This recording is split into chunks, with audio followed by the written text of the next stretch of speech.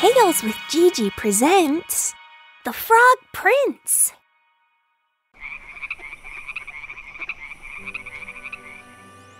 One summer's evening, a young princess was out for a stroll in the park. She held in her hands her favorite plaything, a golden ball. She was tossing the ball up in the air as high as she could and waited for the ball to fall to the ground. She threw the ball so high that the princess didn't see where the ball had gone, but she just heard a heavy splash coming from the nearby lake. "Oh no, I can't believe I lost my ball," wept the princess in despair. "How am I going to tell my father that I lost the precious gift he gave me? I would give anything to be able to get it back." A frog overheard what had happened. "Princess, would you like me to help you get the ball out of the lake?" he asked kindly. Yes, that would be lovely," clapped the princess happily. "I will give you as many gems and diamonds as you ask for." But the frog shook his head. "I don't want your treasure. It's of no use to me.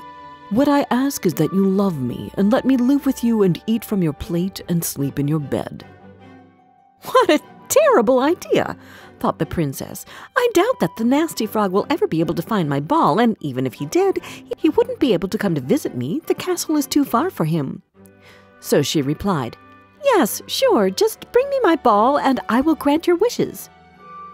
The frog dived under the water and soon his head popped out of the surface. "You are my queen, your ball," he said, and coming out of the lake, he rolled her golden ball towards her. The princess took her favorite plaything and ran towards the castle overjoyed. She forgot what she had promised the frog and left him calling after her, "Princess, take me with you as you promised." But she never turned back. The next day, the princess was sitting with her family at the dinner table when someone knocked gently on the door. The princess ran to the door and was surprised to see that it was the frog, who had somehow succeeded to reach the palace on his own. The princess shut the door immediately and sat back at the table. "Who was it that upset you so much, my darling?" Her father asked. "Oh, father," said the princess, not knowing how to explain what happened at the lake. "Yesterday, I was playing with the gold ball you gave me as a present when I dropped it in the lake. There was a frog there, and the frog offered to help me to get it out from the lake bottom. In return, I had to promise that he could live with me here." The king thought for a while, but then he said, "You are a princess, and princesses should never give empty promises. Stick to your words and let him in." The princess went to open the door, and the frog jumped to the dinner table, making nasty tapping and splashing sounds. The frog turned his head to the princess. "Please, lift me so that I can sit on the chair next to you," he asked. The princess placed the frog on the chair next to her. She was wiping her hand in disgust when the frog spoke again. "Lift me on the table now so that I can eat off your gold plate." The princess took him in her hand unwillingly and put him next to her plate. After dinner, the frog spoke again. "I am so tired now," he said. "Take me to your bedroom and put me in your bed." So the princess took him to her chamber and left him on the pillow next to hers. The frog slept next to the princess as she had promised him, and in the morning he hopped downstairs and went out of the castle. "Phew!" sighed the princess when she woke up and saw that the frog was gone. "He won't bother me again now that I have granted him the wish." But she was wrong, because the frog came back in the evening. She was already in bed when she heard the same gentle knock at the door. She opened the door and the frog jumped in with a tapping sound. He asked the princess to sleep next to her again, and she put him on the pillow. The next morning, the princess woke up and saw that the frog was gone.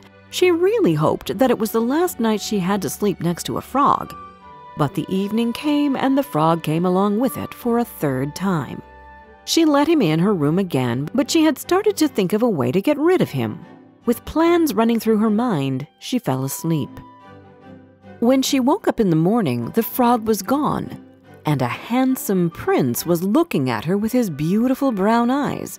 She was pleasantly shocked, but she couldn't understand what had happened overnight. The prince told her the story of the curse that had been put on him. "I was a prince and I lived in a castle just like you. But then one day a spiteful fairy put a spell on me. I had to find a princess who would let me live with her, eat from her plate, and sleep in her bed so that I could break the spell. I am so happy that you were that princess who got me out of my misery," he said. He kneeled down and took her hand in his. "I wish nothing else from you but to marry me and live with me in my father's kingdom." The young princess didn't take long to agree. The king gave the prince one of his horses. The young prince and princess rode off together to his father's castle. They married and lived together happily for a great many years.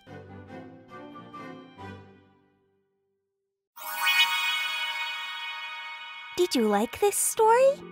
Download our storytelling app, Tales with GiGi, where you can find more than 30 other fairy tales and fables which can come in handy during feeding time, bedtime, or on road trips.